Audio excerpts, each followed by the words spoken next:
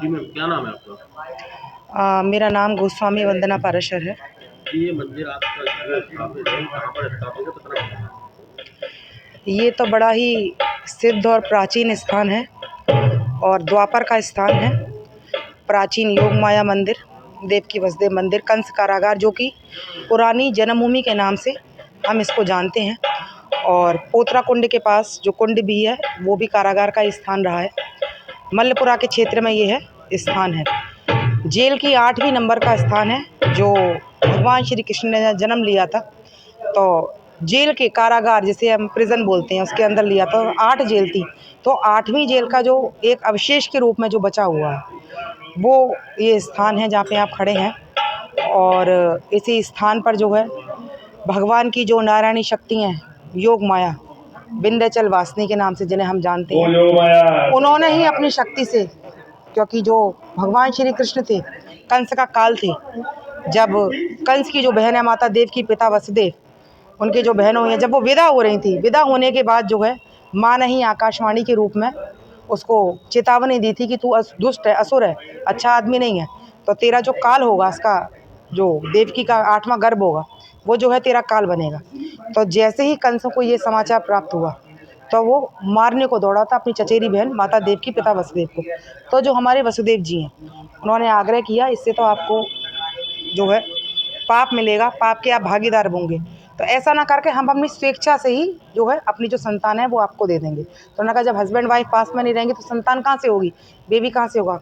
तो बड़ी ही क्रूरता से, बड़ी ही दुष्टता के साथ उसने कंस ने जेल में जो है कारागार में, ये आप चित्र देख सकते हैं, माता देव की पिता वसुदेव को कैद कर लिया था। तो ये स्थान वही है जब माता देव की पिता वसुदेव के 1st, 2nd, 3rd, 4th, 5th, 6th, 7th जब 6 उनकी संतानें हुई तो बड़ी क्रूरता के साथ सभी बच्चों को एक एक करके मारता गया। जैसे ही 7वां जो है गर्भ आया, भागवत के 10वें जो स्कंद में भगवान श्री कृष्ण ने कहा है, ये आपका प्रसंग आता है, उनकी जो नारायणी शक्ति हैं, आदि शक्ति जगत जननी, ये तो ब्रह्म परम ब्रह्म है, सबकी सरदार यही है।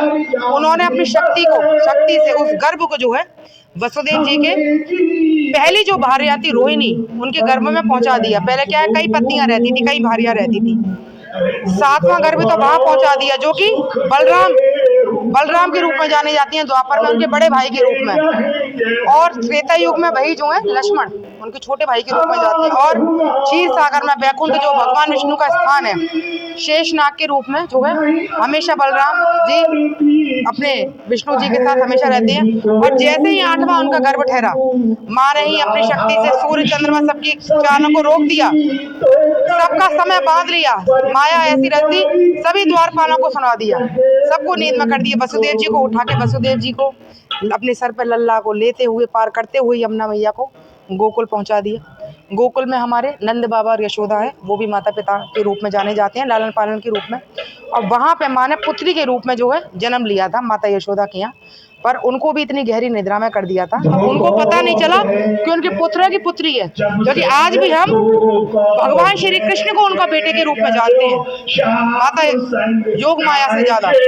और वहां से जो है योग माया वसुदेव जी के द्वारा इस स्थान पे आ गई। तो कंस ने कहा, विष्णु ने अपनी माया से बड़ा स्वांग करके इस कन्या को उत्पन्न कर दिया है। तो उसने कन्या रूप में जैसे ही बालक को मारना चाहा, इसी स्थान पर वो आकाशवाणी करती हुई अपने असली रूप में, अष्टभुजाधारी रूप में माँ आई। और माँ ने कहा, मैंने मूर्ख, तू मुझे क्या मारेगा, तेरे मारने वाला तो गोकुल में जो है जन्म ले चुका है।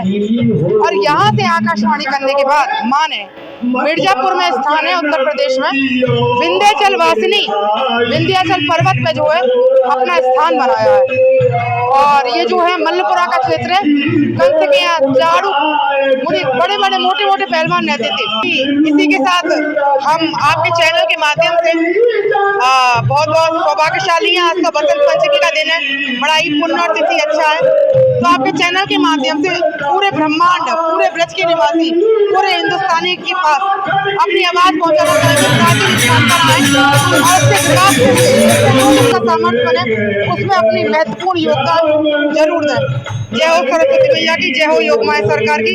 अपनी वाणी को विराम देंगे और बहुत बहुत आपका मथुरा जो है दर्शन, मथुरा न्यूज के जो हमारे रिपोर्टर रही हैं उनके लिए बहुत बहुत शुक्रिया। माँ आपकी झोलियाँ भरे, आपका जीवन खुशियों से भर जाए। जय जय श्री राम।